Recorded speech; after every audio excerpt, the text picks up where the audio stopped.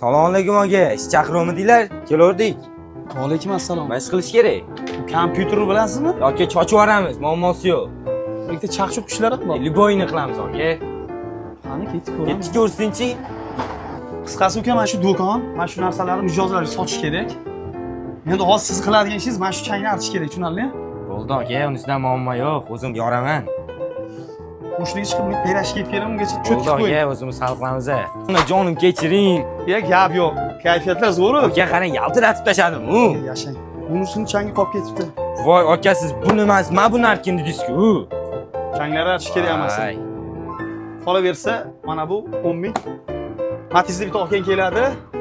Olib ketadi, shunga berasan, tushunarli? Ha, tushunarli. Assalomu alaykum. Formangiz yaxshimi? Charchamasdan yaxshi tennis ko'ryapman ishlar. Sotuvchi yo'qmi? Nimaga o'zi? Shu Imron marketga Kompyuter tushunadigan bolalar. Battak bolalar so'rayapti, aytaman bir ikki kunda. Ana u masalada keladi, mendan chiqmasin, pul berishlaring kerak. Qani kerakchi? Qalay ukam?